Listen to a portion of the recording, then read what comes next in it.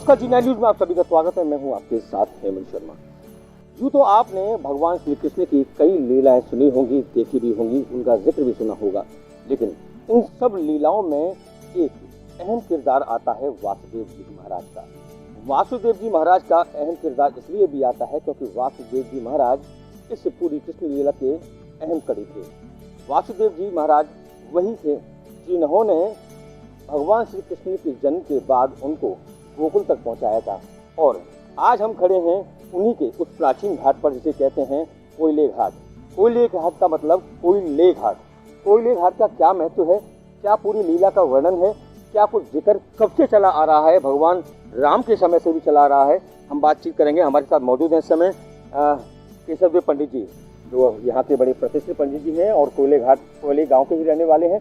उनसे हम जानेंगे, पंडित जी कोयले घाट का नाम कैसे पड़ा, लीला का जिक्र कैसे हुआ। एक बार आपने राम का भी जिक्र किया इसमें, तो ये पूरा जो चला आ रहा है राम के जमाने से चला आ रहा है। त्रेता में जब भगवान राम का जन्म हुआ था तो ये दिन के 12 बजे हुआ था, तो सूर्यवंशी को कहलाएगी इसलिए। तो वहाँ चंद्रमा नहीं पहुँचे और सारे देवता पहुँचे थे। तो भगवान राम ने देखा चंद्रमा नहीं आए, इसका कारण क्या है। तो चंद्रमा को बुलवाया गया, तो उनसे पूछा गया, तो उन्होंने ये कहा कि महाराज आपने सूर्य की महत्ता बढ़ाई है, मेरा तो कुछ मामला बढ़ाया ही नहीं कुछ, इसीलिए मैं आपसे रुष्ट हो गया हूँ। तब भगवान ने वहाँ ये कहा कि मैं अपने नाम के आगे आपको चंद्र लगाऊंगा, आपका नाम बढ़ाऊंगा मैं। और द्वापर में ये आपको वचन देता हूँ कि द्वापर में जब मैं आऊँगा तो मैं आपके उसी में ही आऊँगा।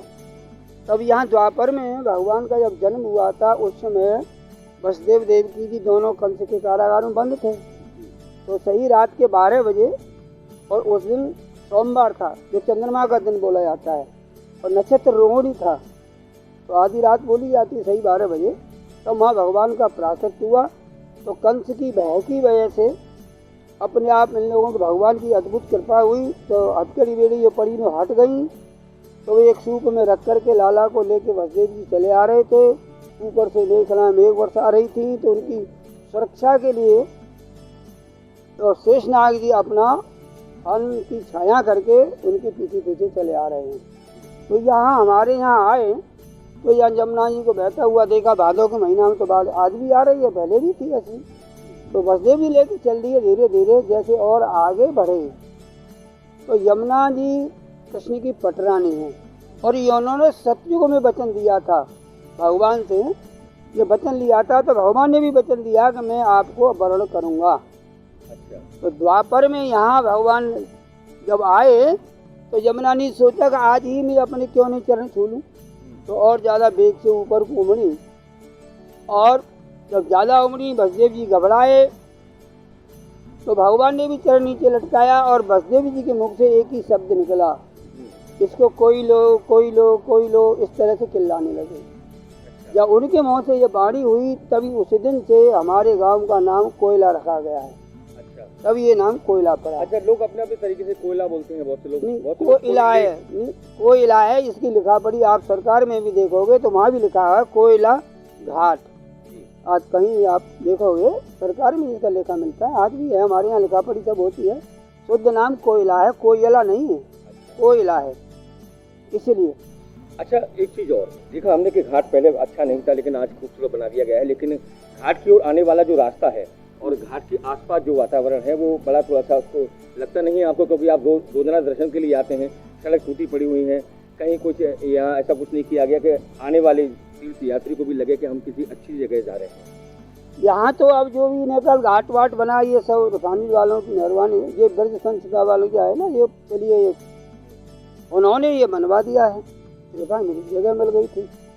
तो यहाँ पहले से कोई गवर्नमेंट का, यहाँ कोई किसी का सहयोग ऐसा नहीं रहा कि जो प्राचीन घाट है तो इसके लिए भाई प्रसिद्ध जगह है, उसको जाना जाता है।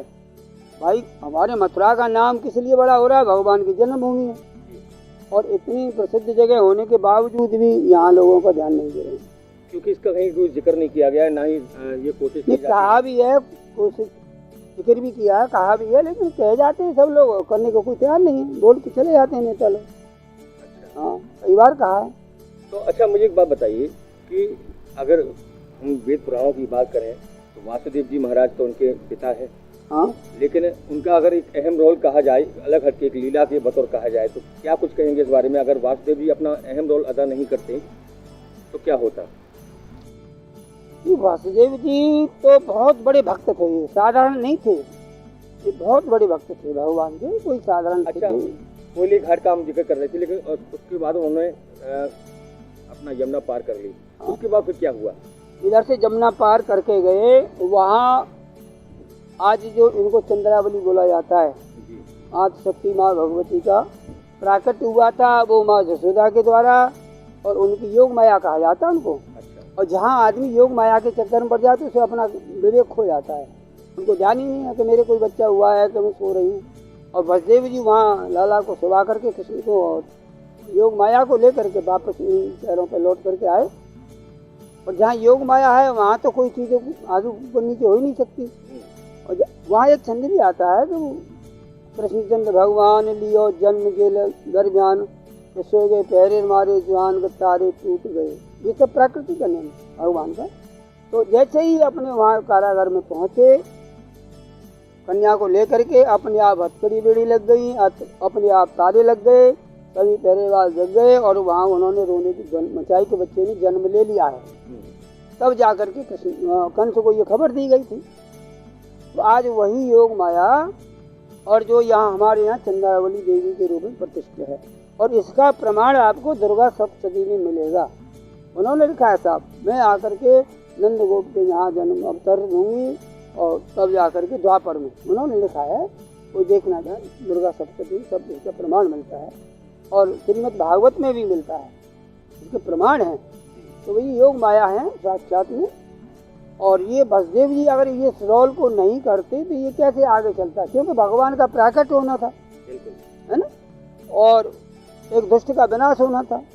अब जब जब पृथ्वी पे भार बढ़ते हैं, है ना, विप्रधेनु सुरसंत तलीन मन जो अवतार, इनका जो अवतार होता है, विप्र ब्राह्मणों का कल्याण करना, मनुष्यों का कल्याण करना, धेनु गाय का कल्याण करना, ये संसार का कल्याण करने के लिए अवतरित होते हैं। जैसे जैसे भार बढ़ते हैं तो पृथ्वी पर जब जब भार ज़्यादा बढ़ जाते हैं तो मनुष्य रूप में भी आते हैं बार बार बार बार। भगवान ये कहते हैं ना कि सृष्टि रचाई गई है, फलाने सृष्टि रची है, ये सृष्टि कभी रचाई जाती है न कभी, ये तो प्राकृत होती है, ये अपने में समाहित हैं।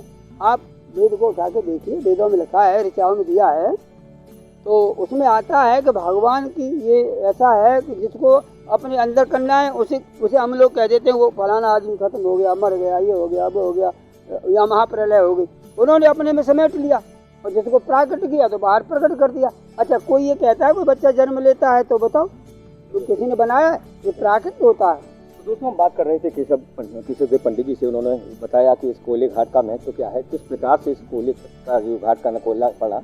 कोयला घाट इसलिए पड़ा क्योंकि वासुदेव जी महाराज ने यहीं से गोकुल जाने के लिए, मैं आपको बता दूं, सामने बिल्कुल दिखाई दे रहा है वो गोकुल है, वो गोकुल के घाट भी हैं। हालांकि वहाँ पक्का निर्माण नहीं हुआ है, लेकिन आवश्यकता है वहाँ भी निर्माण होने की, लेकिन वहाँ अभी तक सरकार ने सोच ध्यान नहीं दिया है। लेकिन जन्माष्टमी को लेकर अगर कहा जाए, पूरी कृष्ण लीला को लेकर अगर मुख्य धुरी थे तो वो हमारे वासुदेव जी महाराज थे, क्योंकि उन्होंने जन्म के बाद ही कंस के कोप से बचाने के लिए भगवान श्री कृष्ण को इतनी भयंकर रात में, आज देख रहे हैं आप मेरे साथ, बिल्कुल यमुना अपने उफान पर है, किस प्रकार से यमुना का जो जल है वो सीढ़ियों के ऊपर लहरा रहा है, थपकियाँ दे रहा है। बिल्कुल वही प्रकृति जो पंडित जी बता रहे थे कि ईश्वर की जो देन है वो, उसको प्रकृति भी इसका फॉलो करती है, प्रकृति भी उसका अनुसरण करती है।